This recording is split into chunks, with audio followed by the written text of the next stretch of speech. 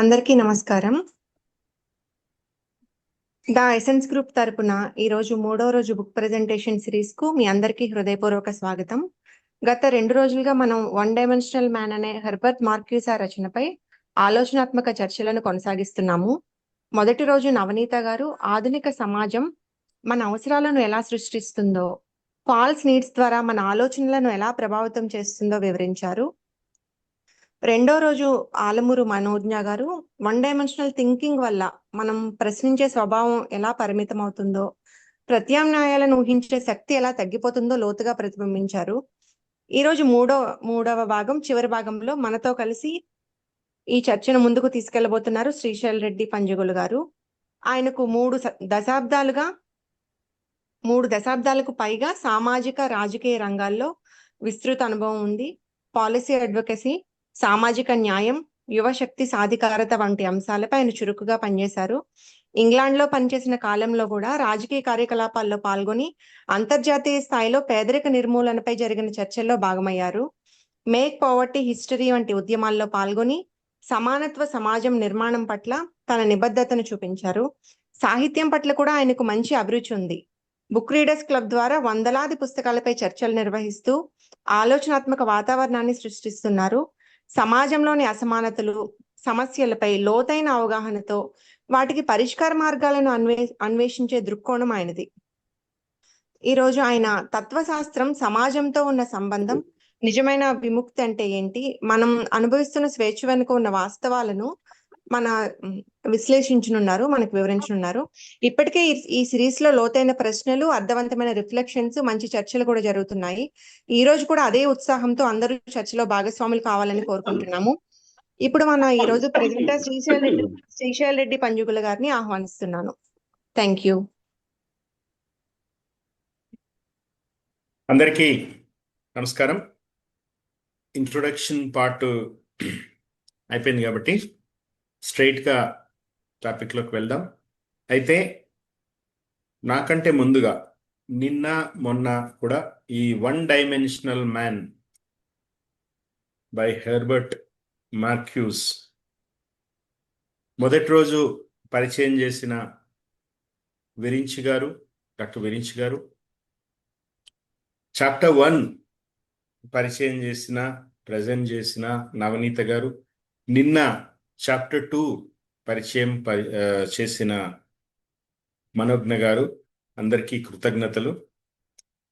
ఆ తర్వాత ఎపిసోడ్గా ఈరోజు 3వ రోజు chapter 3 one dimensional man, the chance of the alternatives, ప్రత్యామ్నాయాల అవకాశాలు మీద నన్ను ప్రజెంట్ చేయమని ఎసెన్స్ గ్రూప్ తరపున విరించి గారు అడిగారు. ఇది నేను ఒక మంచి అవకాశంగా భావిస్తూ మీ ముందుకు వచ్చాను. ఎక్కడైనా ఆడియో కానీ వీడియో కానీ ఏమైనా ఇబ్బంది ఉంటే నాకు విరించి గారు వాయిస్ ద్వారా తెలియజేయగలరు, లేదా దేవి గారైనా నాకు అన్మ్యూట్ చేసుకుని చెప్పగలరు. ఎందుకంటే ఈ స్క్రీన్ మీద నేను ఒకటి ప్రెజెంటేషను, తర్వాత ఆ జూమ్ సెషను, తర్వాత ఆ చాట్ బాక్స్ జగిల్ చేయడం అనేది కొంచెం ఇబ్బంది అవుతుంది. కాబట్టి అదొక సూచన. తర్వాత ముందుగా 2 విషయాలు. ఈ నా ప్రజెంటేషను, నా టాక్ ఇప్పుడు 7 గంటల 10 నిమిషాలు అయింది. 8:30 వరకు ముగిస్తాను నేను.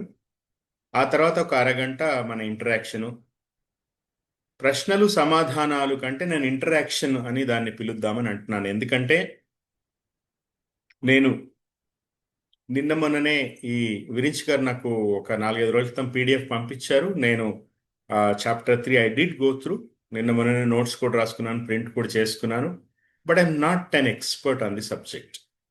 సో మీరేదో ప్రశ్నలు వేస్తే దానికి నేను సమాధానాలు చెప్పే వాడిని కాదు.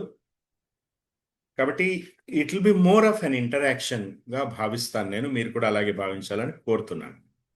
ఒక డిస్క్లైమర్ ఏంటంటే, హెర్బర్ట్ మార్క్యూస్ చెప్పిన విషయాలు ఆయన కాలంలో ఆయన అబ్జర్వేషన్స్ ఆయన ప్రజెంట్ చేసింది, వాటికి ఈ రోజుకి లేతే అక్కడ ప్రాంతానికి మనకి దేశ కాలమాన పరిస్థితులు అంటారు కదా, వాటి ప్రాసంగికత ఇవన్నిటిని కూడా దృష్టిలో పెట్టుకుంటే ఒక డిస్క్లైమర్ ఏంటంటే, ఇదేదో అల్టిమేటు అని కూడా ఎవరు అనుకోవాల్సిన పని లేదు.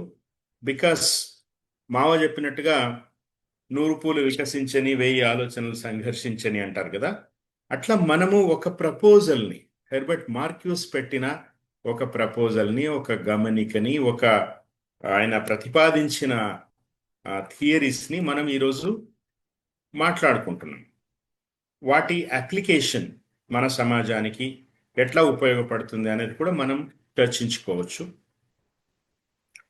కాబట్టి దీనికి ఈ పరిమితులను కూడా దృష్టిలో పెట్టుకోవాల్సిందిగా నేను మిత్రులందరినీ కూడా నేను కోరుతున్నాను. ఆ పుస్తకంలో అనే లైటర్ నోటు అక్నాలెడ్జ్మెంట్స్ పేజ్ చదివితే మొదటగా నేను చూసింది ఆయన రాసిన acknowledgement, Herbert Marcuse. My wife is at least partly responsible for the opinions expressed in this book అని అంటారు. సో మనము హెర్బర్ట్ మార్క్యూసే కాకుండా వాళ్ళ శ్రీమతి గారి అభిప్రాయాలు కూడా మనము చదివాము, చర్చించాము గత 2 రోజులుగా. ఆవిడ మరి ఎక్కడెక్కడ ఆవిడ అభిప్రాయాలు చెప్పారో కానీ అవి కూడా మనము చూడబోతున్నాం. తర్వాత 2వ పేజీలో అందులో హెర్బర్ట్ మార్క్యూస్ వన్ డైమెన్షనల్ మ్యాన్లో studies in the ideology of advanced industrial society అని అంటున్నారు. Advanced industrial society like America, Europe, ఆ సమాజాల్లో ఐడియాలజీస్, వాటిలోని మార్పు, ప్రస్తుత సమాజం ఎట్లా వాటిని కోపపోతుందా, రిటాలియేట్ చేస్తుందా, ఈ అంశాలన్నీ ఈ పుస్తకం యొక్క వేదిక అడ్వాన్స్డ్ ఇండస్ట్రియల్ సొసైటీది అనేది ఒక గమనికలో మనం పెట్టుకోవాలి. ఎందుకంటే నేను తర్వాత స్లైడ్స్లో మాట్లాడినప్పుడు అది మరొకసారి మీకు చెప్తాను. తర్వాత ఒక్కటి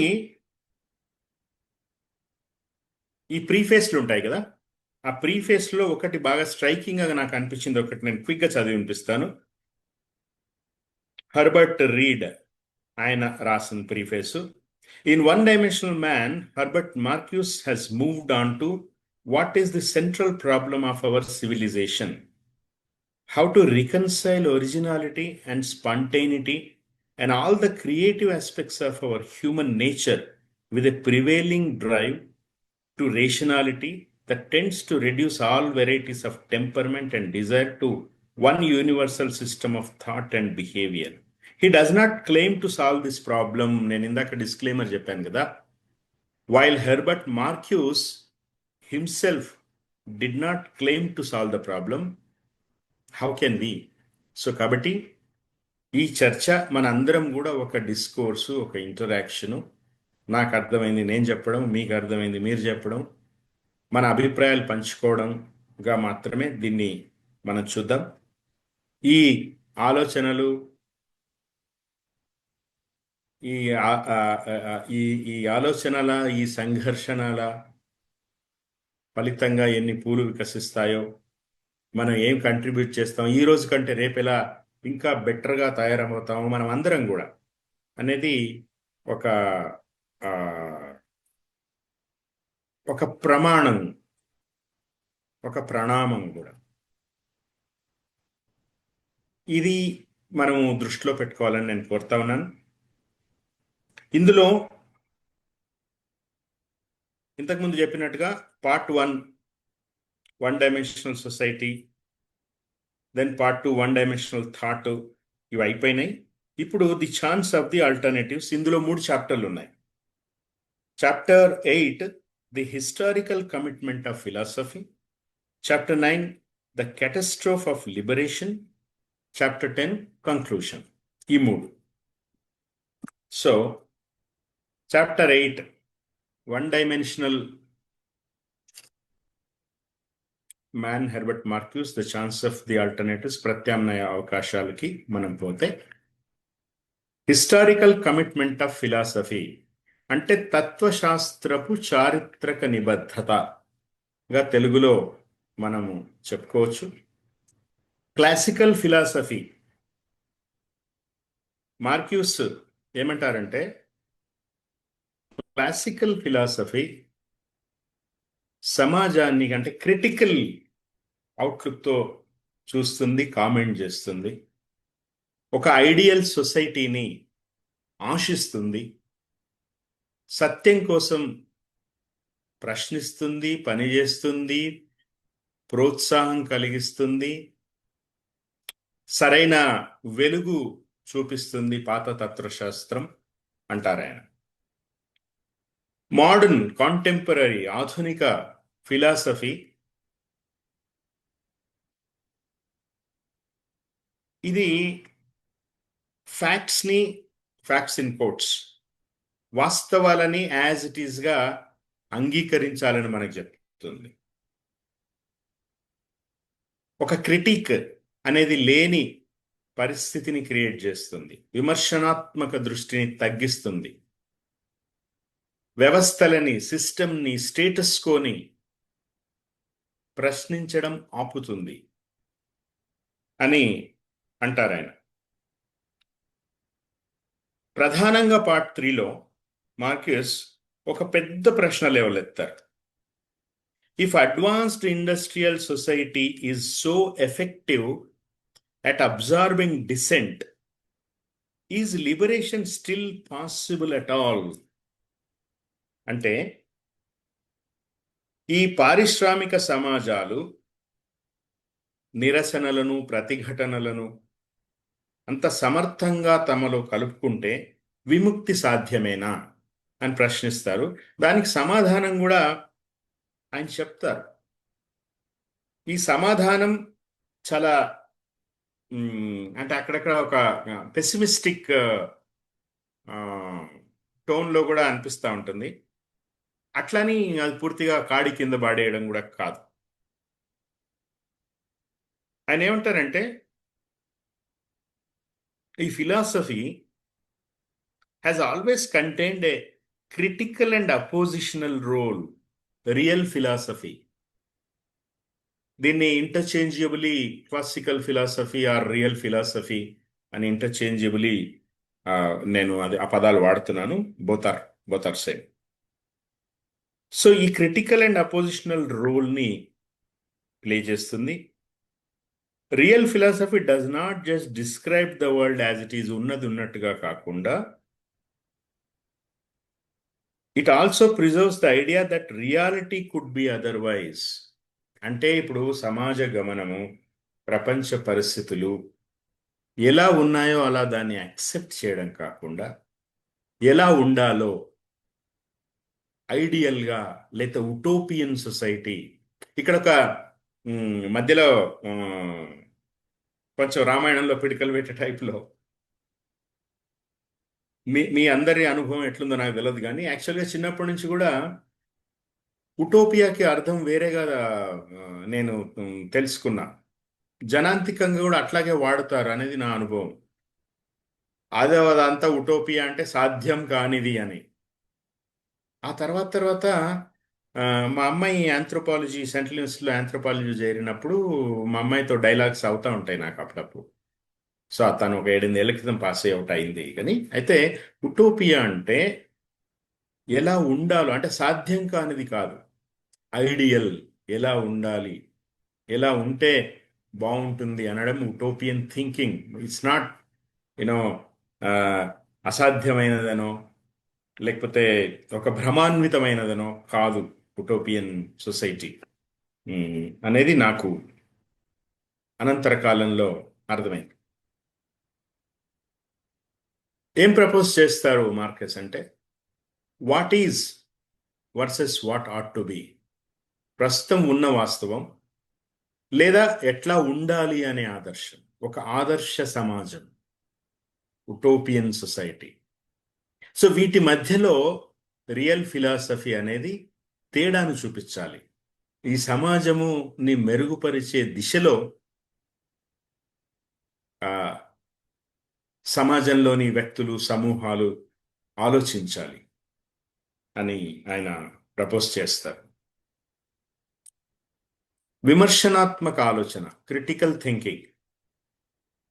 సమాజం చెప్పేదాన్ని, సమాజం అంటే రకరకాల మాధ్యమాల ద్వారా సమాజం చెప్పేది, అది ప్రింట్ మీడియా కావచ్చు, ఎలక్ట్రానిక్ మీడియా కావచ్చు, సమాజంలో కుటుంబాలలో మనకి నేర్పుతున్న విలువల రూపంలో కావచ్చు, మన పీర్ గ్రూప్స్ నుంచి నేర్చుకుంటున్నాయి కావచ్చు, మన పురా జ్ఞానం కావచ్చు, ఏవైనా కూడా మనం తెలుసుకున్నవి, నేర్చుకున్నది, అది ఎలాంటి జ్ఞానమైనా కూడా దాన్ని ఉన్నది ఉన్నట్టుగా అంగీకరించడం కాకుండా, మన దగ్గర అయితే, మన సమాజంలో, మన తెలుగులో, ముఖ్యంగా తెలుగుదేశంలో పెద్దల మాట చద్దన్నం మూట అంటారు కదా.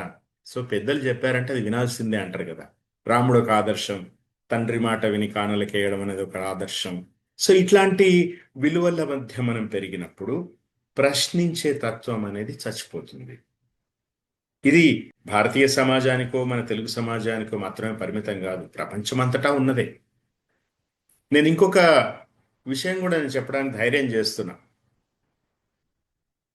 ఈ ఇండస్ట్రియల్ సమాజాలు వర్సెస్ భారతదేశ సమాజం, అక్కడికేదో అమెరికా కానీ, యూరప్ కానీ, యూరేషియా కానీ, ఇవన్నీ కూడా చాలా అద్భుతంగా అన్ని రంగాల్లో ముందుకు పోయినాయి అనేది కూడా ఒక భ్రమే. అయితే Markus he being a German American, ఆయన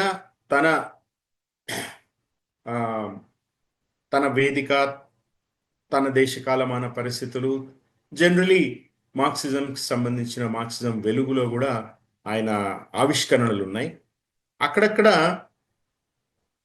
ఆయన ప్రపోజ్ చేసినవి కొంత యాంటీ మార్క్సిస్ట్ అని కూడా అనిపిస్తాయనే వ్యాఖ్యానాలు నేను రీసెర్చ్ చేస్తున్నప్పుడు. చివరిలో దానికి సంబంధించి భార్గవ గారి అభిప్రాయం కూడా నేను తెలుసుకుంటా, మనం అందరం కూడా తెలుసుకుందాం. సో క్రిటికల్ థింకింగ్, విమర్శాత్మక ఆలోచన, ఉన్నది ఉన్నట్టుగా అంగీకరించడం కాకుండా ప్రశ్నించడం, విమర్శించడం, లోపాలను గుర్తించడం. సో ముందుగా మొదట్లో ఇందాక చెప్పుకున్నట్టుగా మావో కోట్ మరొకసారి మనం పునశ్చరణ చేసుకుంటే, 100 పూలు వికసించని 1000 ఆలోచనలు సంఘర్షించని అన్నట్టుగా.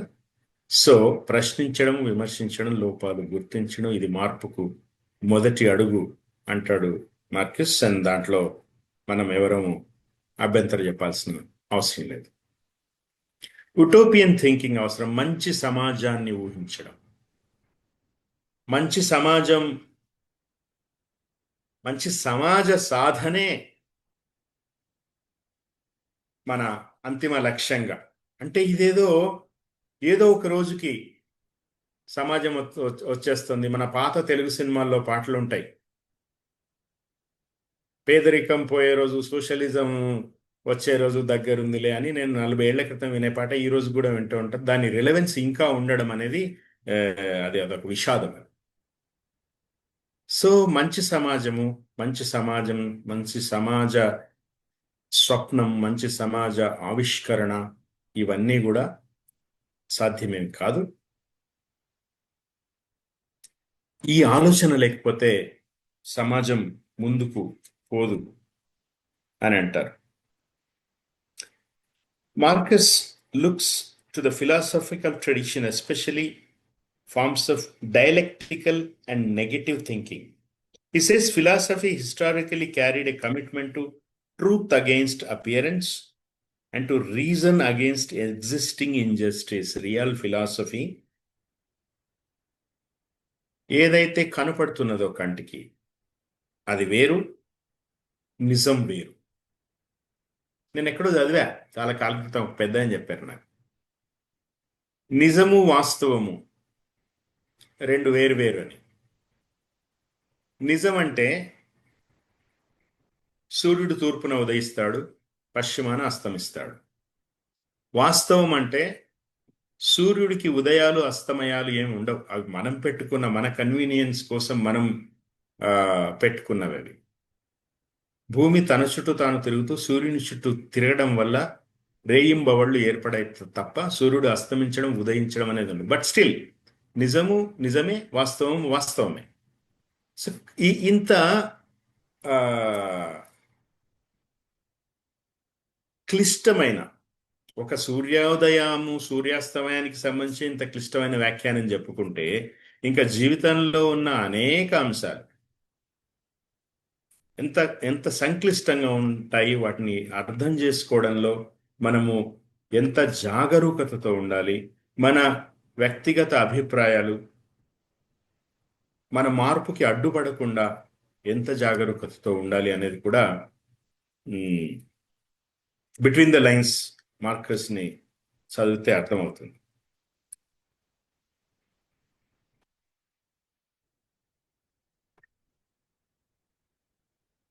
నేను కొంత నోట్స్ అన్ని ప్రిపేర్ చేసుకుని ప్రింట్స్ తీసుకుని రెడీగా పెట్టుకున్నా. సో వాటిని ఈ స్లైడ్స్ మారుతున్నప్పుడు కూడా నేను ఈ వ్యాఖ్యానము దీని నుంచి ఈ నోట్స్ నుంచి నేను రిఫర్ చేస్తా ఉన్నాను.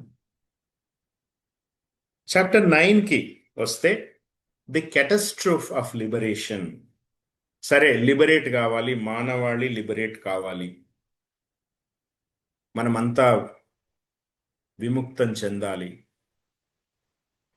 మన కష్టాల నుంచి, కడగళ్ళ నుంచి, అన్యాయం నుంచి, అణచివేత నుంచి విముక్తి కావాలి. నిజానికి అందరూ విముక్తి కావాలి.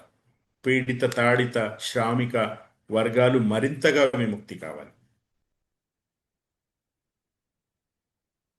భద్రజీవులు, తర్వాత నిన్న మనోజ్ఞ గారు కూడా చెప్పారు, అమెరికాలో కానీ యూరోప్ సమాజంలో కానీ నివసిస్తున్న వాళ్ళు, కొంత కంఫర్టబుల్ లైఫ్లో ఉన్న వాళ్ళు కూడా తమ కంఫర్ట్ జోన్లో కలిగే తమ ఆలోచనల నుంచి కూడా విముక్తి కావాలి. చాలా హంబుల్గా, చాలా హ్యూమిలిటీతో తనకు తాను అన్వయించుకుంటూ మనోజ్ఞ గారు చెప్పారు నిన్న.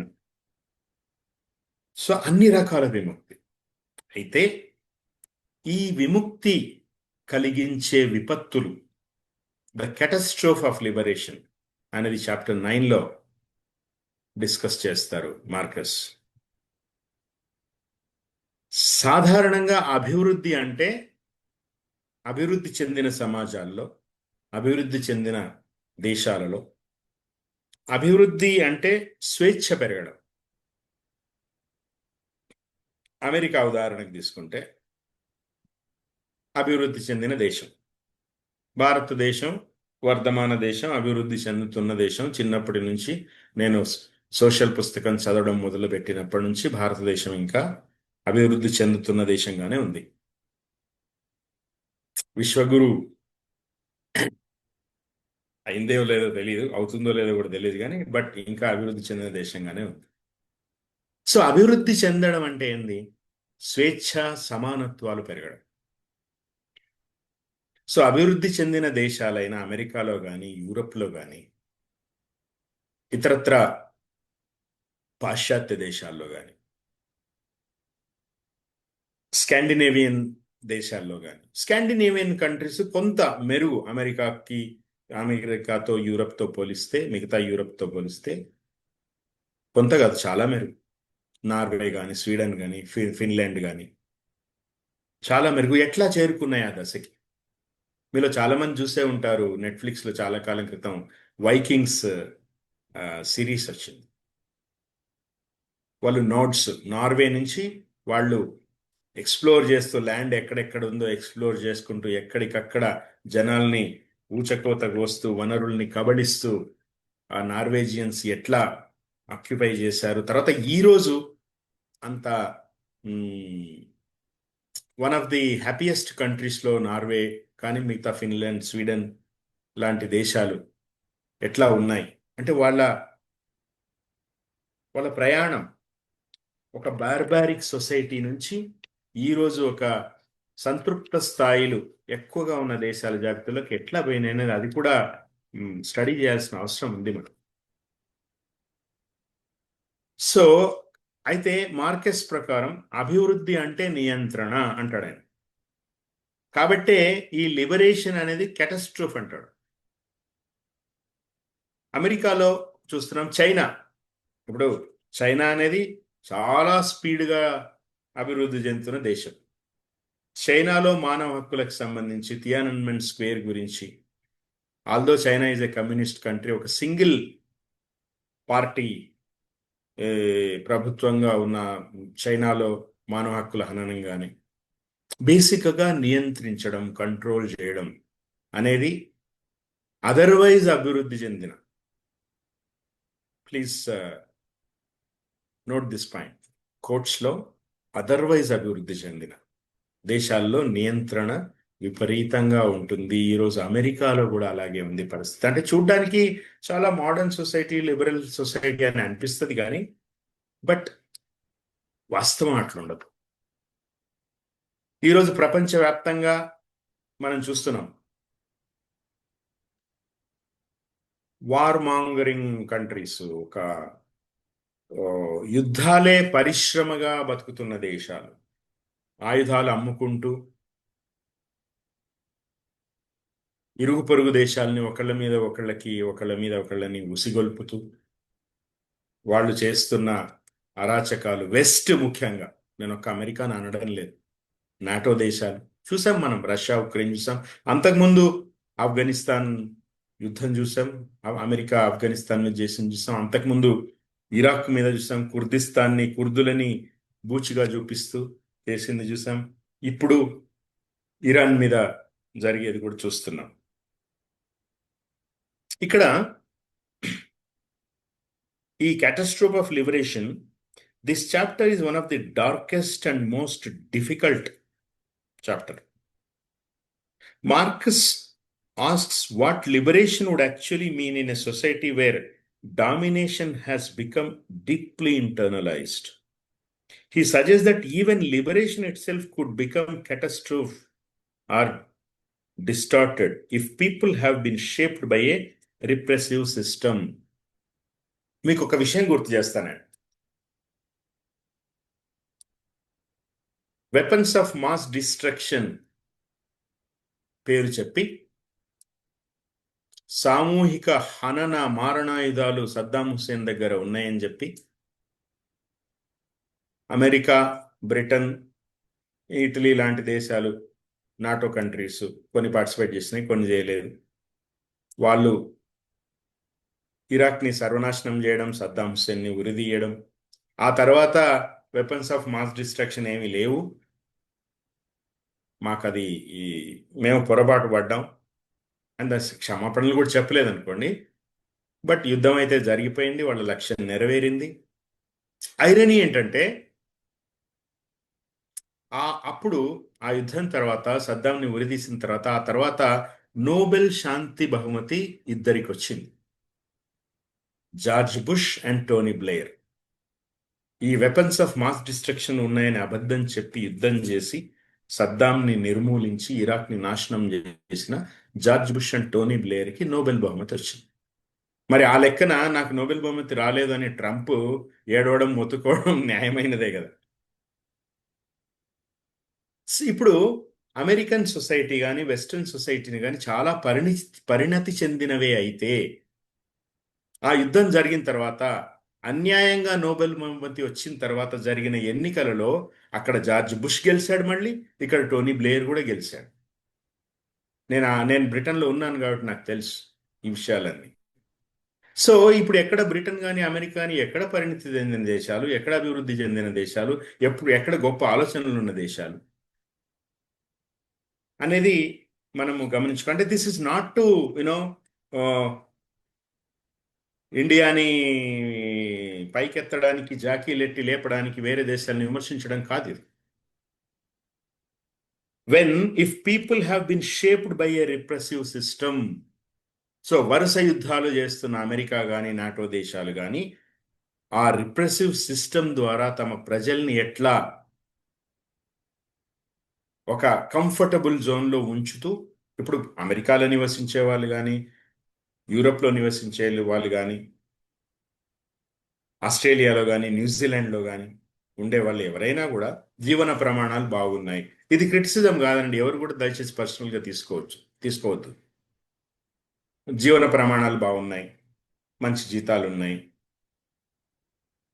ఆ, మానవ హక్కులు చాలా బాగున్నాయి, శాంతి భద్రత ఉన్న, స్వేచ్ఛ ఉంది, ఇవన్నీ అనుకుంటారు కదా. కానీ తమ దేశం బయట ఆ దేశాలు చేస్తున్న మారణ హోమాల గురించి ఆలోచిస్తే, నిన్న మనోజ్ఞ గారు కూడా చెప్పారు, రిఫ్లెక్ట్ అపాన్ వన్ సెల్ఫ్, అది చేసుకోవాలి. అప్పుడే నిజమైన లిబరేషన్. అట్లీస్ట్ మన షార్ట్ సైటెడ్ వ్యూ నుంచి మనకు లిబరేషన్ దొరుకుతుంది. ఒక వ్యక్తిగా లిబరేట్ అయితే ఒక సమూహంగా లిబరేట్ అయ్యే అవకాశం ఉంటుంది, ఒక సమూహంగా లిబరేట్ అయితే ఒక దేశంగా లిబరేట్ అయ్యే అవకాశం ఉంటుంది. అట్లాంటి చాలా చాలా చాలా చాలా దేశాల్లో జరిగినాయి.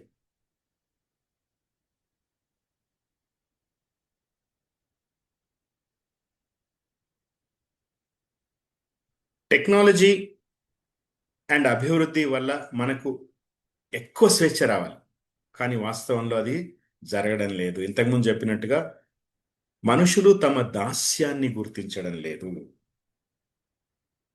చెప్పాడు కదా, రిప్రెసివ్ సిస్టంలో ఉన్న ప్రజలకి, జనాలకి అది రిప్రెషన్ అని కూడా తెలియనంతగా ఉంటుంది అది, ఆ క్యాటస్ట్రోఫ్ ఆఫ్ లిబరేషన్.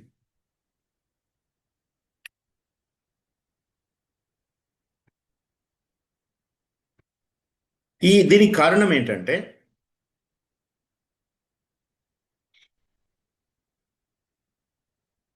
భ్రమాన్విత అవసరాలు, ఫాల్స్ నీడ్స్.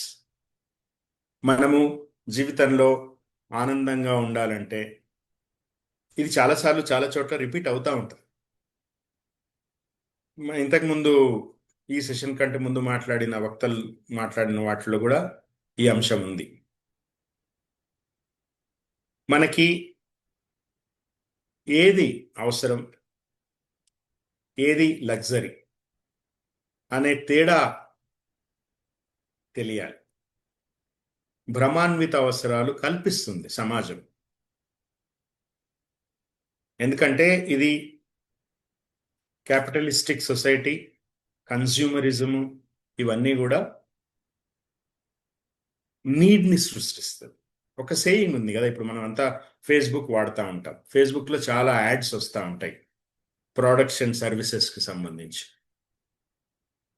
మనం ఒక ప్రోడక్ట్ని కానీ ఒక సర్వీస్ని కానీ త్రూ సోషల్ మీడియా, ఫేస్బుక్ కానీ, ఇన్స్టా కానీ, మరొకటి కానీ, ఓ ప్రోడక్ట్నో ఒక సర్వీస్నో మనం డబ్బులు ఇచ్చి కొనుక్కుంటే మనం కస్టమర్ అవుతాం. మనం ఏది కొనకుండా ఒక సంవత్సరం పాటు ఫేస్బుక్, ఇన్స్టా వాడామనుకోండి, we don't realise, but we become the product.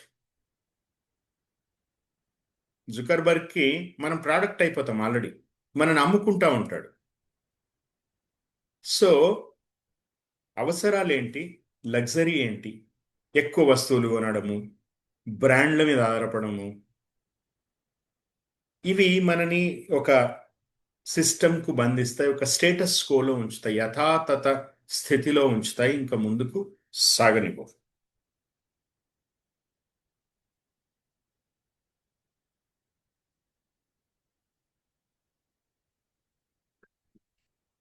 ఇట్లా ఎందుకు జరుగుతుంది? వర్కింగ్ క్లాస్ పాత్ర తగ్గిపోవడము, మార్క్సిస్ట్ ఆలోచనలో కార్మిక వర్గమే విప్లవ శక్తి. సో ఇప్పుడు వారు కూడా సౌకర్యాలకు అలవాటు పడిపోవడము, సిస్టమ్ను ప్రశ్నించడం తగ్గింది. ఇక్కడ ఒక చిన్న ప్రాబ్లం కూడా ఉంది. కార్మిక వర్గాలే ఎందుకు పోరాటాలు చేయాలా? అది కూడా మార్కెస్ ప్రతిపాదిస్తాడు. ఎవరి వల్ల మార్పు సాధ్యం అనేది చివరిలో చెప్తాడు. అంటే మారిపోయినాయి కదా ఇది వరకు. తర్వాత మార్క్సిస్టులు, ఇప్పుడు ఈ గ్రూప్లో ఉన్న మార్క్సిస్టులు మేధావులు, ఆలోచనాపరులు, బుద్ధిజీవులు కొంత రిఫ్లెక్ట్ అపాన్ చేయాలి, కొంత చివరిలో మనం ఇంటరాక్షన్లో దాని గురించి కూడా చర్చించుకుందాం. ఇప్పుడు డెఫినిషన్స్ మారిపోయినాయి. అంటే అణచివేత, ఆధిపత్యము అన్నీ ఉన్నాయి, కానీ రూపం మారింది. సారంలో ఉన్నాయి, రూపం మారింది. బాలగోపాల్ అంటారు కదా రూపం సారం, అట్లా సారంలో ఉన్నాయి, వాటి రూపం మారింది. మార్క్స్ యొక్క రిలవెన్స్, సమాజంలోని చాలా మంది వైతాళికులు ఏ దేశానికి చెందిన వాళ్ళైనా వాళ్ళ ప్రాసంగికత ఎప్పటికీ ఉంది, ఇప్పటికీ ఉంది, ఎప్పటికి కూడా ఉంటుంది. ఎందుకంటే అవి చాలా చాలా చాలా మౌలికమైన అంశాలు. చాలా మానవాళి యొక్క మనుగడకి, మానవాళి యొక్క విముక్తికి, మానవాళి సుఖశాంతిలో బతకడానికి అవి చాలా అత్యవసరమైన మౌలిక సూత్రాలు, సామాజిక చలన సూత్రాలు. కాబట్టి వాటి రిలవెన్స్ ఎప్పటికీ ఉంది. టర్మినాలజీ మారింది, ఆ ఆ రూపం అంతా కూడా మారిపోయింది.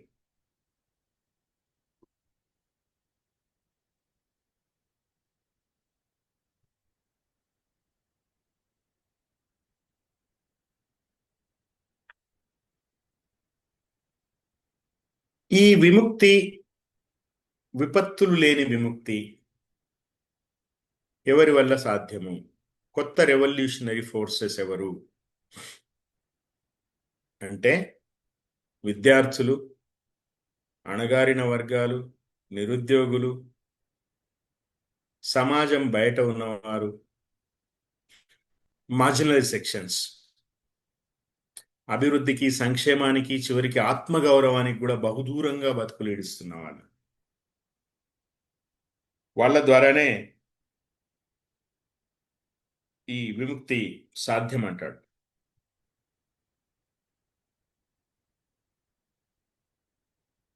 Liberation would require such a deep break from the existing order that it could appear destructive, unintelligible, or terrifying.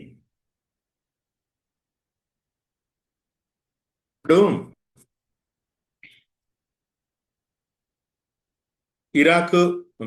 Iran, Israel, America and Israel చాలా చాలా చాలా శక్తివంతమైన దేశాలు.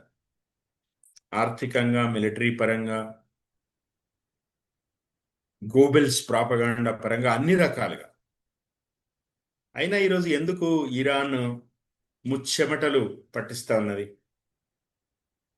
గతంలో కూడా కొరియాతో, వియత్నాంతో యుద్ధానికి తలబడి అమెరికా ఎందుకు పరాభవం చెందింది? ఎందుకు శృంగభంగమైంది? ఎందుకంటే ఈ న్యూ రెవల్యూషనరీ ఫోర్సెస్ అణిచిపెట్టబడ్డవారు తిరుగుబాటు చేస్తే అప్పుడు విముక్తి జరుగుతుంది, లిబరేషన్ జరుగుతుంది అనేది మనం ఈ రోజు కూడా చూడొచ్చు. సాధారణంగా యుద్ధము, రాజు చనిపోతే యుద్ధం ముగుస్తుంది. కానీ ఇరాన్లో ఏం జరిగింది? రాజు చనిపోయిన తర్వాత యుద్ధం ఉధృతమైంది కదా. ఇరాన్ చుక్కలు చూపిస్తున్నది అమెరికాకి. ఎందుకంటే ఇరాన్ దగ్గర ఉన్నట్టుగా చెప్పబడుతున్న యురేనియం మాత్రమే కాదు, అక్కడి వ్యవస్థలు, వాటి నిర్మాణము, ఎక్కడికక్కడ డీసెంట్రలైజేషను, టెక్నాలజీ యూజ్ చేయడము, పైనుంచి కమాండ్ రాకపోతే నిర్ణీత సమయంలో ఎక్కడికక్కడ యాక్టివేట్ అవ్వడము, ఆ యుద్ధ వ్యూహాలు. అండ్ వీటన్నిటికీ కంటే ముఖ్యంగా ఇరాన్ యొక్క సాంస్కృతిక వారసత్వం, ఇరాన్ యొక్క విలువలు, ప్రజా జీవితంలో వాళ్ళు పాటిస్తున్న విలువలు, స్వేచ్ఛా పిపాస, ఇవన్నీ కూడా ఇదిగో ఇక్కడ ఈ స్లైడ్లో చూస్తున్నారు కదా, ఈ రెవల్యూషనరీ ఫోర్సెస్కి ఉంటాయి. విద్యార్థులు, మనం చూసినాం సోషల్ మీడియా వేదికగా ట్యునీషియాలో జాస్మిన్ విప్లవం చూసినాం,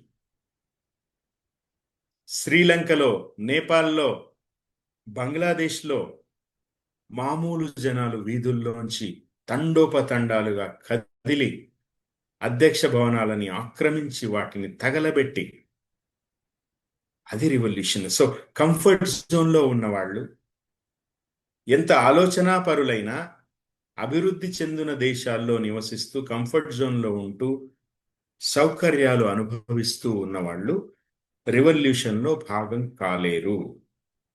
ప్రత్యక్ష విప్లవంలో భాగం కాలేరు. ఇక్కడ నేను అవ్వాలా కాకూడదా, రైటు రాంగు ఆ చర్చలోకి పోవడం లేదు. Everyone has a role. ఇప్పుడు ఎసెన్స్ గ్రూప్లో మనం కూడా ఇట్లా ఇవన్నీ కూడా చర్చిస్తున్నాం. ఆలోచనల సంఘర్షణకి స్వాగతం పలుకుతున్నాం. ఒక మంచి మానవులుగా మనము మారడానికి ప్రయత్నం చేస్తున్నాం. ఇది కూడా మన మన పరిమితిలో, మన స్థాయిలో ఒక మార్పే. ఉన్న స్థితి నుంచి ఉన్నత స్థితికి జరిగే ప్రయాణమే. ప్రతి ఒక్కరూ కూడా యుద్ధంలో పాల్గొనాలి అని ఎవరు అనరు. అసలు యుద్ధమే లేని ప్రపంచం కదా కావాలని కోరుకునేది, లిబరేషనే కదా. అయితే ఈ లిబరేషన్లో భాగం కావడానికి, ఆ లిబరేషన్ ఒక విపత్తు కాకుండా ఉండడానికి ప్రోధి చేసే వాళ్ళు ఎవరంటే ఈ ఫోర్సెస్. విద్యార్థులు, అణగారిన వర్గాలు, నిరుద్యోగులు, సమాజం బయట ఉన్నవాళ్ళు, సిస్టమ్ పైన అసంతృప్తిగా ఉన్నవాళ్ళు, కట్టేసి కొడితే పిల్లైనా తిరగబడుతుంది అంటారు కదా, అట్లాంటి శక్తులు.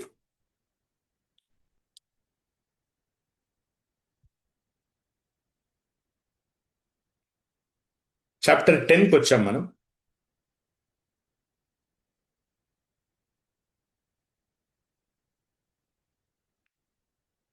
ఈ ముగింపులో ఇది యాక్చువల్లీ ముగింపు కాదు, కంక్లూజన్ కూడా కాదు. పేరట పెట్టి కన్ఫ్యూజ్ ఏందది, ఒక ఆలోచన స్రవంతిలోకి లాగుతున్నాడు మార్కస్. ఏం ముగింపు కాదు. Marcus emphasizes how thoroughly modern society integrates individuals. One-dimensional society పూర్తి స్థాయి నియంత్రణలో ఆధునిక పారిశ్రామిక సమాజం మన ఆలోచనల్ని, మన అవసరాలని, మన ప్రవర్తనల్ని ఎట్లా నియంత్రిస్తుంది. అయితే ఈ నియంత్రణ ఒక సమస్యగా కూడా జనం భావించకపోవడం. ఎట్లా కంట్రోల్ చేస్తుందంటే, మెటీరియల్లీ త్రూ కన్జంప్షన్, వినియోగదారులుగా మార్చి, politically through managed democracy,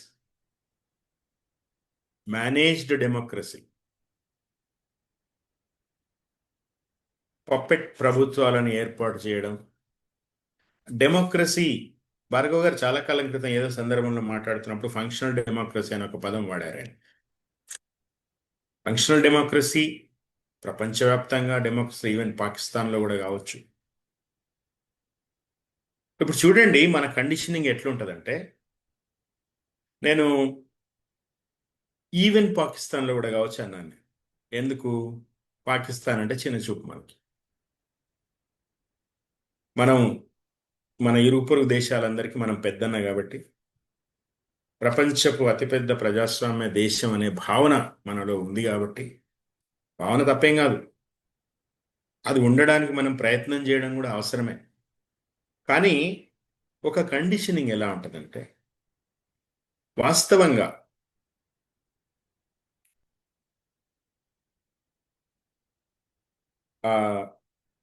happiness index GNH, gross national happiness, ఇది భూటాన్ రాజు జిగ్మేష్ సింఘే వాంగ్చుక్ కాయిన్ చేశారు. మామూలుగా ప్రపంచం అంతా కూడా మనం ఇప్పటిదాకా అనుకుంటున్నాం కదా, అభివృద్ధి, మోడర్న్ సొసైటీస్, ఇవన్నీ GDP అంటాం మనం, గ్రాస్ డొమెస్టిక్ ప్రొడ్యూస్ లేదా GSDP, తలసరి ఆదాయం. వీటి ప్రాతిపదికగా మనము అభివృద్ధిని కొలుస్తాం. కానీ భూటాన్ అనే ఒక చిన్న దేశం GNH కాయిన్ చేశారు ఆ రాజు, గ్రాస్ నేషనల్ హ్యాపీనెస్. తమ దేశంలో ప్రజల సంతృప్త స్థాయి ఎట్లా ఉంది అనేది. అది కదా అభివృద్ధి, అది కదా లిబరేషను, అది కదా మోడర్న్ సొసైటీ. మోడర్న్ సొసైటీలో చాలా చాలా పాశ్చాత్య దేశాలు కాని దేశాలు చాలా ఉన్నాయి. పేదరిక ఇండెక్స్లో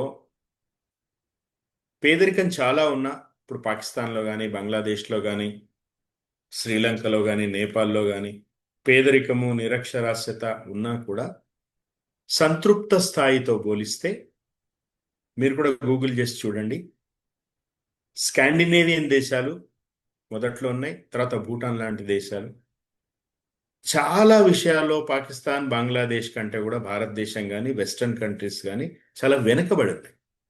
అంటే ఏంటి? క్యాపిటలైజేషను, ఇండస్ట్రియలైజేషను, డెవలప్మెంటు, వెల్త్, మిలిటరీ శక్తి, ఇవేవి కూడా ఆ దేశాలను సంతృప్త స్థాయిలో ఆ దేశ ప్రజలని ఒక మెట్టు పైకి తీసుకురాలేకపోతుంది. ఇప్పుడు ఎక్కడికక్కడ ప్రపంచవ్యాప్తంగా ఒక గెట్టోయిజేషన్ అయిపోతా ఉన్నది. చాలా రైట్ వింగ్ పాలిటిక్స్ భారతదేశంలోనే కాదు చాలా చోట్ల నడుస్తున్నాయి. లాటిన్ అమెరికాలో కానీ అమెరికాలో ఇప్పుడు బుష్ ఇప్పుడు తను Trump make America great again. మొత్తం ఇప్పుడు చూస్తున్నాం కదా, ట్రంప్ వచ్చినప్పటి నుంచి ఎట్లా మొత్తం ప్రపంచాన్ని నియంత్రిస్తూ శాసిస్తూ ఉండాలని చూస్తున్నాడు. రిసోర్సెస్ మీద తన ఆధిపత్యం కోసం సుంకాలు పెంచుతూ బెదిరిస్తూ యుద్ధాలు చేస్తూ, సో ఇంత అప్రెషన్ బయట దేశాలపైన చేస్తూ తమ సొంత ప్రజలని వేటిని కూడా పట్టించుకునే తీరిక లేనంత మెటీరియలిస్టిక్ పరిస్థితుల్లో వాళ్ళని ఆల్సో కాల్డ్ యాజ్ కంఫర్ట్ జోన్లలో ఉంచడం ద్వారా లిబరేషన్ అనే ఆలోచన రాకుండా ఉండేలాగా చూస్తున్నారు. కాబట్టే నేను ఇంతకుముందు చెప్పినట్టుగా యుద్ధం జరిగిన తర్వాత అబద్ధాలు చెప్పి యుద్ధం చేసిన తర్వాత వెపన్స్ ఆఫ్ మాస్ డిస్ట్రక్షన్ లేనివి ఉన్నాయని చెప్పి సద్దాంని ఉరిదీసి ఇరాక్ని నాశనం చేసిన తర్వాత నోబెల్ బహుమతి తీసుకున్న తర్వాత జరిగిన ఎన్నికల్లో బుష్ బ్లెయిర్ గెలవటం అంటే ప్రజల ఆలోచన శక్తిని చిదిమి వేయడం ద్వారా. అదే సమయంలో సచ్ ఏ ఇన్సిడెంటల్ థింగ్, అదే సమయంలో గోద్రా అల్లర్లు జరిగిన తర్వాత నరేంద్ర మోడీ మరలా ముఖ్యమంత్రిగా గెలవడం కూడా అట్లాంటిదే. బుష్ బ్లెయిర్ మోడీ ఒకేసారి మళ్ళీ గెలిచారు. కాబట్టే మిత్రులు ఊరికే కాదు, ట్రంప్ అంటుంటాడు కదా మోడీ నాకు మంచి మిత్రుడు అని. ఊరికే అవుతాడా? ఈరోజు ఎసెన్స్ గ్రూప్లో ఉన్న వాళ్ళందరం ఊరికే మనం ఉన్నామా ఇక్కడ కలిసి? ఏదో ఒక దారం మనని గుదిగుచ్చుతుంది కదా, అట్లా ఈ నియంత్రణని నరేంద్ర మోడీ పెట్టే నియంత్రణ, ట్రంప్ పెట్టే నియంత్రణ, వెస్టర్న్ కంట్రీస్ ఇక ఏ దేశమైనా కొంత ఆ తేడాతో ఆయా దేశాలు ఎక్కడికక్కడ స్థానిక ప్రభుత్వాలు కూడా తమ ప్రజలని నియంత్రించడం, ఆ నియంత్రణలో ఉంచడం ద్వారా ప్రజలలో తిరుగుబాటు రాకుండా చూసుకోవడం, స్టేటస్ కో యథాతథ స్థితి కంటిన్యూ అయ్యేలా చూసుకోవడం. అంటే సక్సెసివ్ గవర్నమెంట్స్ ఎవరొచ్చినా సరే, పుతిన్ మరలా వచ్చినా శాశ్వతంగా ఆయన ఎవరు మనం జానపద కథల్లో చదువుకున్నాం కదా, విక్రమార్కుడు 1000 ఏళ్ళు పరిపాలించాడు, భట్టి 1000 ఏళ్ళు పరిపాలించాడు అని. అట్లా మరొక శాశ్వత అధ్యక్షుడిగా, కొంతకాలం ప్రధానమంత్రిగా, కొంతకాలం ప్రెసిడెంట్గా మార్చుకుంటూ అట్లా పుతిన్ అయినా ఎవరైనా ఒకళ్ళ తర్వాత ఒక సక్సెసర్ వచ్చినా కూడా సైద్ధాంతిక వ్యత్యాసాలు పెద్దగా మేనిఫెస్ట్ కాని రాజకీయ పక్షాలు ఎట్లాంటి ప్రగతిశీల మార్పుని తమ దేశాల్లో తీసుకురాకపోవడం, తమ ప్రజలని వాటికి దూరంగా ఉంచడం, ప్రజలు ఎంతసేపు కూడా ఈ ప్రభుత్వాలు ఇచ్చే సోప్స్ అండ్ డోల్స్ అంటారు కదా, వాటి మీద బతకడం.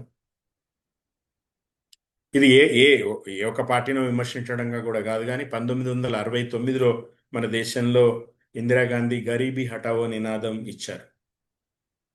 పేదరికాన్ని నిర్మూలించండి అని ఇచ్చారు. చాలా ఏండ్ల తర్వాత, 4-5 దశాబ్దాల తర్వాత సోనియా గాంధీ గారు యూపీఏ గవర్నమెంట్లో ఫుడ్ సెక్యూరిటీ యాక్ట్ తెచ్చారు. అంటే పేదరిక నిర్మూలన జరగలేదు, అది కంటిన్యూ అవుతా ఉంది. ఫుడ్ సెక్యూరిటీ యాక్ట్ పెట్టాల్సిన అవసరం ఇంకా ఉండింది. జనాలకి బియ్యం సప్లై చేసే పరిస్థితులు ఉన్నాయి. పబ్లిక్ డిస్ట్రిబ్యూషన్ సిస్టమ్ ద్వారా, లేతే ఇంకా అంటే బేసిక్ అవసరాలు మాత్రమే కాకుండా ఎన్నికలలో ఈరోజు అన్ని రాజకీయ పార్టీలు అన్ని ప్రాంతాల్లో కూడా ఈరోజు, ఇప్పుడు నిన్ననే మనం తమిళనాడులో, బెంగాల్లో, కేరళలో అన్ని చోట్ల చూస్తూ ఉన్నాం. అంతకుముందు కూడా మన అనుభవంలోదే ప్రజల అవసరాలు తీర్చడం, వాళ్ళ విధానాలు చెప్పడం, ప్రజల జీవన ప్రమాణాలు పెంచే విధానాలు, విద్య, వైద్యం, ఉపాధి, శాంతి భద్రతలు, మౌలిక అంశాల మీద ప్రణాళికలు రచించి వాటిని ఇంప్లిమెంట్ చేసేది కాకుండా టీవీలు ఇస్తాము, స్కూటీలు ఇస్తాము, ఇట్లాంటివి చాలా దురదృష్టకర, విషాదకర. అంటే ప్రజలకి ఇవే మీ అవసరాలు, ఇవి మేము తీరుస్తున్నాము అని చెప్పడం. ఇప్పటిదాకా మాట్లాడుకున్నాం కదా, ఫాల్స్ నీడ్స్, భ్రమాన్విత అవసరాలు. నీకు నెలకింత ఇవ్వాలి మేము, క్యాష్ ట్రాన్స్ఫర్, డైరెక్ట్ డెబిట్, అది అది మేము చేస్తాము, మాకు ఓట్లు వేయండి. ఇట్లాంటి సమాజాల్లో ఇప్పుడు అమెరికాలో ట్రంప్ ఏంటి, మళ్ళీ నెక్స్ట్ ఎలక్షన్స్కి ఈ ఈ అమెరికాను నేను దుష్ట శక్తుల నుంచి రక్షించేవాడిని నేనే, మెస్ అయ్యాను నేనే, యేసుక్రీస్తును నేనే అనే కదా ఎన్నికలకు పోతారు. మళ్ళీ వెస్ట్లో ఏమో అట్లా ఉంటుంది. అంటే ఈ క్రూసేడ్స్, జిహాద్స్, సో ఎదుటి మతాన్ని బూచిగా చూపించి సమాజాన్ని తమ చెప్పు చేతలలో పెట్టుకోవడం. మీ అవసరాలు మేము తీర్చి, మీ అవసరం ఇది, ఇది only not only material need, ఒక ఒక ఒక ఫియర్లో ఉంచడం. ఇస్లామోఫోబియా అంటారు కదా, అంటే ముస్లిమ్స్ పట్ల ఒక అనుమానపు దృక్కులు కలిగేలా నిరంతరం ఒక నెరేటివ్ బిల్డ్ చేస్తూ, కంటిన్యూ చేస్తూ తమ ప్రజల్ని చెప్పు చేతల్లో పెట్టుకోవడం. ఇది అందరికీ ఎక్కువ తక్కువ స్థాయిలో, మెజారిటీ మైనారిటీ వాళ్ళ సంఖ్యని బట్టి జరుగుతూ ఉంటుంది. సో ఈ నియంత్రణ అనేది చాలా ప్రమాదకరం. ప్రజలు పైగా ఇవన్నీ తమ కోసమే చేస్తున్నారు, తమ ప్రభువులని భావించడం. మానసిక బానిసత్వం, ఇంతకుముందు స్లైడ్లో చూస్తాం కదా, ఆ స్లేవరీ అనేది, ఆ స్లేవరీ తెలియకపోవడం. సౌదా ఎక్కడో కథలో రాస్తాడు, ఒక దొంగ ఓ ఇంట్లో జొరబడి ఓ కుక్క మెడలోంచి గొలుసు ఎత్తుకుపోతాడు. తెల్లారి లేచి కుక్క ఏడుస్తూ ఉంటుంది. దొంగతనం జరిగినందుకు కాదు, తన గొలుసు ఎత్తుకుపోయినందుకు. అంటే బానిసత్వ విముక్తి కూడా సంతోషం ఇవ్వని పరిస్థితి, ఒక కంఫర్ట్ జోన్. ఆ గొలుసు తన ఆస్తిగా, ఏదో కర్ణుడి కవచకుండలాగా అది తన ఆస్తిగా. బానిసత్వం అనేది ఒక కంఫర్ట్ జోన్ అయిపోయిన తర్వాత అందరికీ, స్థాయి భేదాలు తప్ప అందరికీ కూడా ఆ కంఫర్ట్ జోన్ ఉండడం.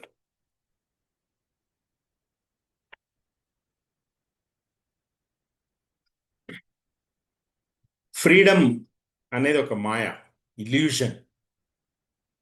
మనకు కనిపించే స్వేచ్ఛ కొనుగోలు స్వేచ్ఛ. కన్జ్యూమర్స్గా మనకు చాలా స్వేచ్ఛ ఉంది. మనం సామ్సంగ్ కొందామా లేకపోతే ఐఫోన్ కొందామా అనే స్వేచ్ఛ మనకు ఉంటుంది. కానీ అది నీడా గ్రీడా అని ఆలోచించే స్థితిలో మనం ఉండం. నిజమైన స్వేచ్ఛ అనేది స్వంత ఆలోచన, వివేచన, ఒక విమర్శనాత్మక దృష్టి, విషయాలు ఎట్లా ఉన్నాయో అట్లా చూడడం కాకుండా ఎట్లా ఉండాలో అట్లా చూడగలగడం, అది నిజమైన స్వేచ్ఛ.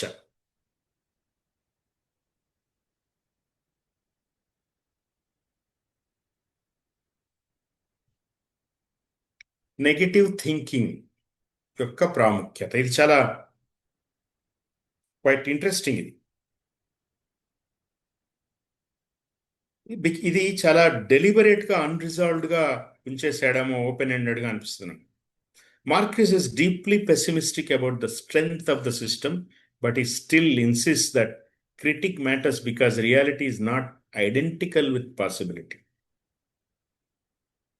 Even if alternatives are weak, they remain historically real. ఇప్పుడు మనకి చాలా ఈ మోటివేషన్ క్లాసులు చెప్పేవాళ్ళు ఉంటారు కదా, ఎప్పుడు పాజిటివ్ యాటిట్యూడ్ ఉండాలి, పాజిటివ్ థింకింగ్ ఉండాలి అంటుంటారు కదా. అంటే ఏంది పాజిటివ్ యాటిట్యూడ్ అంటే? చూడండి, కండిషనింగ్ ఇది కూడా. పాజిటివ్ థింకింగ్ అంటే ఏంది? నీకు సమస్యలు వచ్చినాయి. పాజిటివ్ థింకింగ్ అంటే ఏంటి? సమస్యలు ఉంటాయి, సమస్యలు మనుషులకు కాక మానులకు వస్తాయా? ఫేస్ చేయాలి. మోసపోవడం కూడా జీవితంలో ఒక భాగమే అనుకునే మనుషులు ఉన్నప్పుడు ఈ మోటివేషనల్ క్లాసులు చెప్పేవాళ్ళు ఫ్లరిష్ అవుతూ ఉంటారు. పాజిటివ్ థింగ్, అన్నిట్లో పాజిటివ్ అంశం చూడాలా? ఎందుకు నెగిటివ్గా చూడొద్దు? ఎందుకు ఇది ఇట్లా కాదు ఉండాల్సింది అని ఆలోచించొద్దు? సమస్యలు ఎందుకు వస్తాయి? నేను తెచ్చుకున్నాను ఆ సమస్య, నాకు తెచ్చిపెట్టారు, నాకు ఈ సమాజం తెచ్చిపెట్టింది, ఈ ప్రభుత్వం తెచ్చిపెట్టింది, అధికారంలో ఉన్న అన్ని రకాల అధికారం, పొలిటికల్ ఒకటి మాత్రమే కాదు. ఈరోజు అన్ని రకాల ఆధిపత్యం, సాంస్కృతిక ఆధిపత్యం, సాంస్కృతిక మాదక ద్రవ్య వ్యాపారులు అని భార్గవ్ గారు అన్నారు ఎప్పుడో. సో సాంస్కృతిక ఆధిపత్యం, రాజకీయ ఆధిపత్యం, భావజాల ఆధిపత్యం, మార్కెట్ ఆధిపత్యం, మీడియా, సోషల్ మీడియా ఆధిపత్యం, కండిషనింగ్, అన్ని వ్యవస్థలు. ఒక వ్యవస్థలలో విలువలు లుప్తమైన తర్వాత తూతూ మైమై అన్నట్టు ఎవడు ఎక్కువ దోషి అని చర్చించడం అనేది పెద్ద దానికి ప్రాముఖ్యత ఏం లేదని నేను భావిస్తాను. రాజకీయ రంగం, మీడియా రంగం, ఈరోజు రాజ్యాంగంలోని ప్రధాన వ్యవస్థలైన judiciary, legislature, executive and fourth estate అనబడే రియల్ ఎస్టేట్ మాఫియా లాంటి మీడియా, ఇవన్నీ ఎక్కడికక్కడ బీటలు వారి ఆ ప్రజాస్వామ్య సౌధంకి క్రాక్లు వచ్చి అది కోలిపోతూ ఉంటే ఏ పిల్లర్ గొప్పది, ఏ పిల్లర్ తక్కువ అని ఆలోచించడం అనేది కరెక్ట్ కాదు. ఇది ఇది క్రిటికల్ థింకింగ్ కాదు. ఇది ఎందుకు ఇట్లా జరుగుతోంది, రాజకీయ వ్యవస్థ ఎందుకు భ్రష్టు పట్టింది, మీడియా ఎందుకు భ్రష్టు పట్టింది, మొత్తంగా సమాజంలో విలువలు లేకుండా ఎందుకు పోతున్నాయి, ఎందుకు గోబెల్స్ ప్రచారానికి దిగబడుతున్నారు, అన్నీ మన ఇండియన్ కాంటెక్స్లో అనడం లేదు. ఈరోజు ఏ ఇంటర్నేషనల్ మీడియా కూడా ప్రతి ఒక్కరికి ఒక బయాస్ ఉంటుంది. మన తెలుగు రాష్ట్రాల్లో రాజకీయాల్లో కూడా ఎక్కడ ఏం జరుగుతుంది, ఏ పార్టీకి సంబంధించి ఏం చూడాలంటే ఏ న్యూస్ ఛానల్ చూడాలో కూడా మనందరికీ తెలుసు. అట్లాగే ప్రపంచవ్యాప్తంగా ఈరోజు అల్ జజీరా చూస్తే ఒకలాగా, బీబీసీ చూస్తే ఒకలాగా, సిఎన్ఎన్ చూస్తే ఒకలాగా. ఇది నియంత్రణ, ఇది కండిషనింగ్, ఇది ప్రజల్ని తమ చెప్పు చేతిలో పెట్టుకోవడం, ఇది ప్రజలు తమ తమ ఆలోచనల విస్తృతి పెరగకుండా వాళ్ళని కంట్రోల్ చేయడం. ఇక్కడే మార్కెస్ చెప్పేది సమాజాన్ని ప్రశ్నించడం చాలా ముఖ్యము. క్రిటిక్ అనేది చాలా అవసరము. ఇట్లా ఎందుకు జరుగుతుంది అనే ఆ negative is not in negative కనోటేషన్. అంటే అన్నిటికీ ఆమోదం తెలపడం కాదు అనే అర్థంలో. నో చెప్పగల శక్తి విముక్తికి మొదటి అడుగు. అన్నిటికీ ఎస్ చెప్పడం ద్వారా ఇప్పుడు నీకు నువ్వు ఇక్కడ ఈ దేశంలో నివసిస్తున్నావు, నీకు గ్యాస్, డీజిల్, పెట్రోలు ప్రాబ్లం రాకూడదు. సో మనము స్ట్రైట్ ఆఫ్ హార్ముజ్ దగ్గర మిగతా నౌకల్ని ముంచేసో, మిగతా నౌకల్ని దారి మళ్లించో మన దేశానికి తీసుకొస్తే మన ప్రభువు గొప్పవాడు అని కాకుండా తప్పు ఇది అని చెప్పగలిగాడు. ఉన్న ఉన్న ఉన్న పరిమితుల్లో, ఉన్న వేదికలలో మాట్లాడగలిగాడు. అన్నిటికీ ఎందుకు నేను ఒక నిరంతర కన్స్యూమర్గా నేను మారుతున్నాను, no I don't want to be అనే ఒక చైతన్యం రావడం, ఇవన్నీ కూడా లిబరేషన్లో భాగమే, విముక్తిలో భాగమే.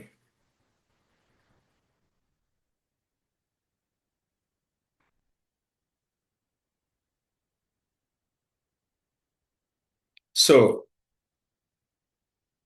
Change is possible, definitely possible. ఇంతకుముందు చెప్పుకున్నట్టుగా ఎక్కడ ఉంది అంటే అది అవుట్ సైడర్, సమాజం బయట ఉన్న వాళ్ళు, అణగారిన వర్గాల్లో ఉన్నది అని మార్క్వెస్ ప్రపోజ్ చేస్తున్నారు. కానీ అందరూ కూడా చేంజ్ ఏజెంట్స్ అవ్వాలి. ఆ చేంజ్ ఏజెంట్స్ అవ్వాలి అనే ఒక ప్రయత్నంలో భాగంగానే ఎసెన్స్ గ్రూప్ కూడా నిరంతర చర్చలు పెడతా ఉన్నది. అన్ని మార్పులు. మన దగ్గర టాటా డొకోమో అని ఒక మొబైల్ ఆపరేటర్ ఉండేవాళ్ళు, ఇప్పుడు లేరు, అది ఇంకోటి ఏదో అయిపోయింది అది. కానీ వాళ్ళ టాటా డొకోమో వాళ్ళ ట్యాగ్ లైన్ ఉండే ఎవ్రీ లిటిల్ హెల్ప్స్ అని, అట్లాంటిది. అట్లాగే ఇంకొక, అంటే ఈ బ్రాండింగ్లో కూడా చాలా ఆ క్రియేటివిటీ, వాటి నుంచి మనం తీసుకోవాల్సిన సారం.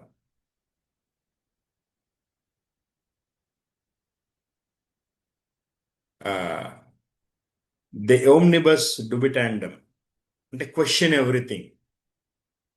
రెనే డికార్టెస్ ఎవరో, భార్గవ్ గారు కరెక్ట్ చేయాలి నన్ను తర్వాత. Question everything. సారీ, నేను టాటా డొకోమో ఎగ్జాంపుల్ రాంగ్ చెప్పిన. క్వశ్చన్ ఎవ్రీథింగ్ని డొకోమో వాళ్ళ యాడ్లో క్వశ్చన్ ద ఆన్సర్ అంటాడు.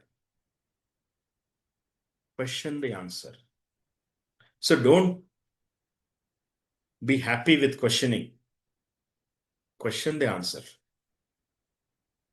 సో అప్పుడు సమాజం బయట ఉన్న వాళ్ళు, అణగారిన వర్గాలు మాత్రమే కాదు, ఈ చేంజ్ ఏజెంట్స్, కెటలిస్ట్స్ సమాజంలో ప్రతి దశలో, ప్రతి వర్గంలో, ప్రతి స్థాయిలో తమకు జరిగిన అన్యాయాలని, charity should start from home అంటారు కదా. Not only charity, questioning should start from home. అది మన ఇంట్లో మన పిల్లలకి అలవాటు చేయాలి, ఆ వాతావరణం కల్పించాలి. అభివృద్ధి చెందడం అంటే అది మానసిక వికాసం. ప్రశ్నలని స్వాగతించడం, సమాధానాలని కూడా స్వాగతించడం.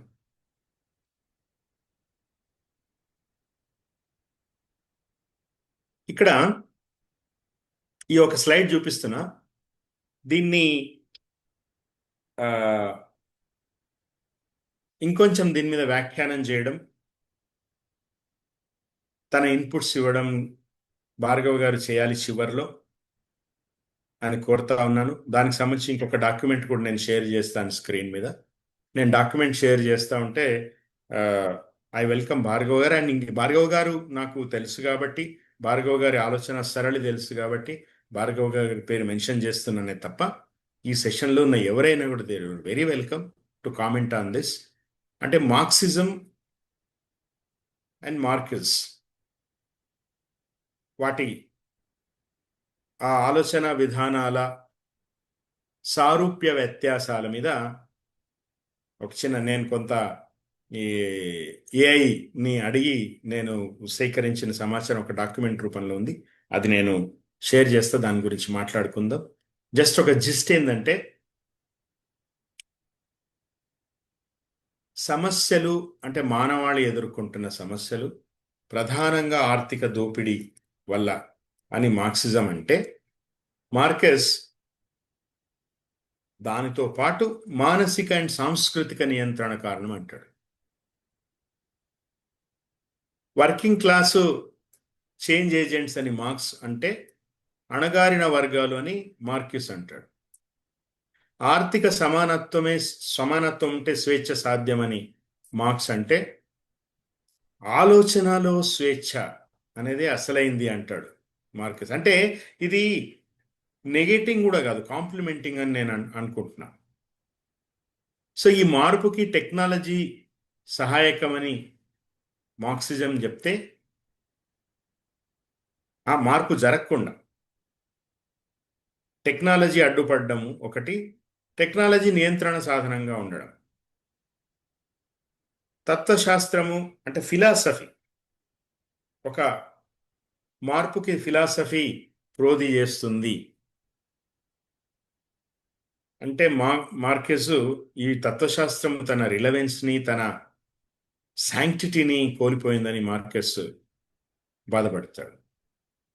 కార్ల్ మార్క్స్ ఆర్థిక దోపిడిని ప్రధాన సమస్యగా చూస్తే, మార్కెస్ మానసిక నియంత్రణ కూడా చాలా ప్రమాదకరమైన సమస్య అంటాడు. ఇప్పటిదాకా మనం మాట్లాడుకున్నాం ఎట్లా కంట్రోల్ చేస్తుంది మన సిస్టమ్ అని, స్టేటస్ కోలో ఎట్లా ఉంచుతుందని. సో కాబట్టి మార్క్స్ ఆలోచనలను విస్తరించి ఎక్స్టెండ్ చేశారనేది, కాంప్లిమెంట్ చేశాడని ఇందాక నేను అన్నాను కదా, అది. సో దాని మీద ఇంకొంచెం ఎలాబొరేట్గా మనం మాట్లాడుకోవచ్చు. అయితే విరించి గారు అండ్ దేవి గారు, ఈ మన మిత్రులు ఎవరైనా కామెంట్ చేసినా, ఏమైనా సూచించినా, ఒక interaction, time to interact Virinchi గారు అండ్ దేవి గారు. Sure sir, sure. అంటే మనము డిస్కషన్లోకి వెళ్ళే ముందర ఒకటి రెండు రిఫ్లెక్షన్స్ తీసుకొని మళ్ళీ మీరు ఇదే పాయింట్ మీద మీరు ఎక్స్చేంజ్ చేస్తూ మళ్ళీ మాట్లాడుకోవచ్చు. Sure sure. అయితే చాలా మంచి ప్రజెంటేషన్ సార్ ఈరోజు. అంటే మీరు తీసుకొచ్చిన విధానము ఏదైతే కంట్రోల్ మెకానిజం, కంట్రోల్ సొసైటీ ఏ విధంగా మారుతుంది, అలాగే బానిసత్వం ఒక కంఫర్ట్ గా మారిపోయి అది ఒక, మీరు మంచి మాట అన్నారు, అది ఆస్తిగా మారిన స్థితి అని.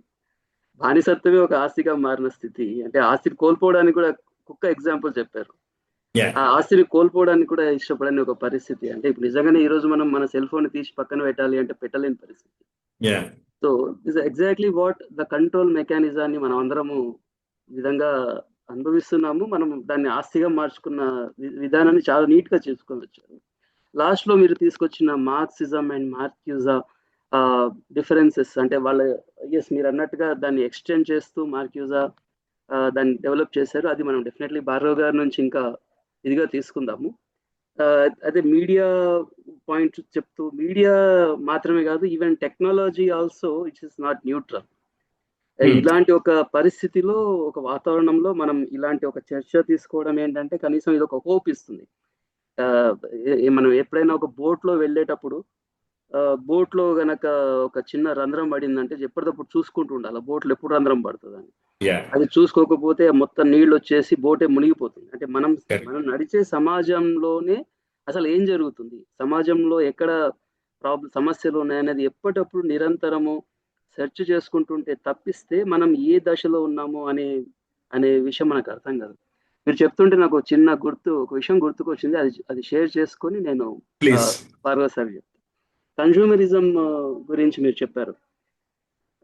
అంటే కన్జ్యూమరిజం పెరిగే కొద్దీ, టెక్నాలజీ పెరిగే కొద్దీ, ఈ సందర్భంలో నేను ఇంకొక important intellectual Neil Postman నేను కోట్ చేస్తాను. నీల్ పోస్ట్ మ్యాన్ ఏమంటాడంటే, ప్రతి టెక్నాలజీ వస్తుంది కరెక్టే, ఒక కొత్త రకంగామైన టెక్నాలజీ వస్తుంది. అయితే మనం అడగాల్సిన ప్రశ్న ఏముంది అంటే, ఈ టెక్నాలజీ ఏ సమస్యకు పూరకంగా వచ్చింది, ఏ సమస్యకు సమాధానంగా వచ్చింది అడగాలి అంటాడు అతను. అంటే అది ఒక చిన్న ఉదాహరణ చెప్తాడు. అతను ఒక కారు షెడ్కి వెళ్తాడు. తన పాత కారు ఒకటి ఉంటుంది, ఆ కారు తీసుకొని వెళ్తాడు. వెళ్ళి, నాకు ఈ పాత కారు కొద్ది విండో సమస్య వచ్చింది, నాకు చేయాలి అని అడుగుతాడు అనమాట. అంటే ఇప్పుడు ఈ విండోస్ లేవు సార్, కొత్త ఇది వచ్చేసింది, కార్లు వచ్చాయి, అవి తీసుకోండి అంటే సరే అని చెప్పి కారు దీనిలోకి వెళ్తాడు, కొందామని వెళ్తాడు. ఏంటయ్యా అంటే, ఇప్పుడు మీరు ఒక బటన్ నొక్కితే ఆటోమేటిక్గా విండో కిందికి వస్తుంది, మళ్ళీ బటన్ నొక్కితే విండో పైకి వస్తుంది, ఆ విండో గ్లాస్ అన్నమాట. అయితే అతను, ఇది టెక్నాలజీ సార్, ఇది టెక్నాలజీ వచ్చినందుకు దీని ఒక ₹1,00,000 ఎక్కువ కాస్ట్. అయితే ఇతను ఏం అడుగుతాడంటే, ఇప్పుడు మీరు యూజ్ చేసిన టెక్నాలజీ ఏ సమస్యకు సమాధానం, ఏ సమస్యకు పరిష్కారం ఇది అన్నాడు. అంటే మీరు ఇంతకు ముందు పక్కన ఒక ఇది ఉంటుంది, దాన్ని తిప్పుకోవాలి కదా, ఇట్లా ఇలా తిప్పుకుంటే గానీ దిగదు, మళ్ళీ ఇలా తిప్పుకుంటే ఎక్కుతుంది, అది సమస్య కదా, దానికోసమని నేను ఇది పెట్టారు అంటే. ఆయన ఏమంటాడంటే, నేను ఇదే కారణం 30 ఏళ్ళుగా నేను నడుపుతున్నాను, ఏ రోజు కూడా ఇలా తిప్పుకోవడం నాకు సమస్యగా కనిపించలేదు. నేను రోజు తిప్పుకుంటూనే ఉన్నాను, రోజు కారు తీసినప్పుడల్లా దాన్ని తిప్పుకుంటూనే ఉన్నాను, మళ్ళీ వేసుకుంటున్నాను. అంటే ఏ రోజు సమస్యగా నాకు కనిపించని దాన్ని మీరు ఈ రోజు నాకు అది సమస్య అని నాకు చెప్తున్నారు. ఆ సమస్య నేను ఫీల్ కాలేదు ఇప్పటిదాకా, మీరు నాకు కొత్త చెప్తున్నారు. సో అంటే టెక్నాలజీ ఏ విధంగా ఫాల్స్ నీడ్ ని క్రియేట్ చేసి దాన్ని ఇలా ప్రతి ఒక్క దాని చోట మనము ఆ యొక్క టెక్నాలజీ అసలు ఏ సమస్యకు సమాధానంగా వచ్చింది అని అనుకుంటే, నిజానికి మనకున్న సమస్యలు ఏవి కూడా నిజమైన సమస్యలు కాదు, ఫాల్స్ నీడ్స్ క్రియేట్ చేయడం కోసము లేదా బిజినెస్ కంటిన్యూ చేసుకోవడం కోసము ఇవి వస్తున్నటువంటి సమస్యలు. ఇందాక చెప్తుంటే just I thought to share this with you.